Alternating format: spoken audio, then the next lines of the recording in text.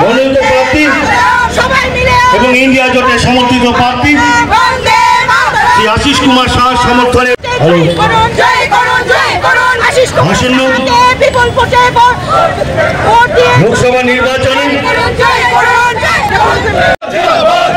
গণতন্ত্র রক্ষার সাথে সাম্প্রদায়িক একটিও ভোট নয়। দেশের মা বন্ধুর ইজ্জত রক্ষা করতে বিজেপিকে আর একটিও ভোট নয়।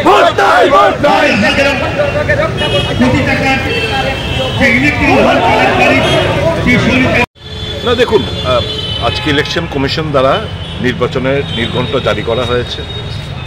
এখানে কংগ্রেস কর্মীরা যারা উপস্থিত ছিল তারা বলল যেহেতু নির্ঘণ্ট জারি করেছে আমরা একটু প্রার্থীর সমর্থনের মধ্যে আমাদের ভারতীয় জাতীয় কংগ্রেসের পশ্চিম ত্রিপুরা লোকসভা আসনের যিনি প্রার্থী ত্রিপুরা প্রদেশ কংগ্রেস কমিটির মাননীয় সভাপতি আশিস কুমার সাহা মহাশয়, আপনারা জানেন ভারতীয় জাতীয় কংগ্রেসের প্রার্থী হিসাবে মনোনীত হয়েছেন।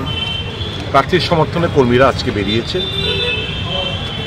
প্রচারের জন্য, ভোট চাইতে, এবং আমরা খুব আত্মবিশ্বাসী পশ্চিম ত্রিপুরা লোকসভার মানুষ এবং পূর্ব ত্রিপুরা লোকসভা যারা গণদেবতারা আছেন ইন্ডিয়া জোটের প্রার্থীদেরকে বিপুল ভোটে ওনারা জয়ী করাবেন। এই নির্বাচনে আমার দৃঢ় বিশ্বাস রয়েছে। অন্যদিকে শাসক দলের প্রার্থী বিজেপির প্রাক্তন মুখ্যমন্ত্রী বিপ্লব দেব বলছে 1 লাখের বেশি ভোট পাবেন না, এর নিচে পাবেন, সে বিষয়টা কি হয়েছে? স্বৈরাচারী মানসিকতা, গণতন্ত্র যারা বিশ্বাসী, যারা অর্থ এবং বাহুবলে মাসল পাওয়ারে বিশ্বাস করে, তাদের থেকে এর বেশি ভালো উক্তি আশা করাটা আমরা আশা করি না। আমরা বিশ্বাস করি জনগণের ক্ষমতার উপর, জনগণের মতদাতারা যারা আছেন তাদের সুচিন্তিত মতামত প্রকাশের উপর আমাদের আস্থা বিশ্বাস।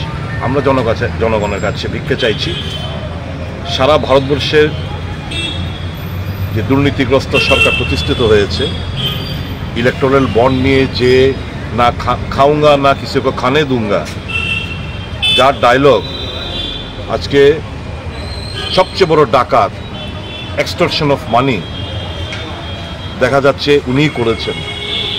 কাজে এই ডাকাতদের বিরুদ্ধে আমাদের শুধু চোর এরা ডাকাত, কারণ ইডি সিবিআই ইনকাম ট্যাক্স লাগিয়ে কর্পোরেট জগৎ থেকে টাকা কিভাবে তুলতে হয় সেগুলো আপনারা দেখেছেন সামাজিক মাধ্যমে, যদিও ইলেকট্রনিক্স এবং খবরের মাধ্যম এগুলো প্রচার করছে না, কারণ তারাও বিশাল অর্থের কাছে নত জানে।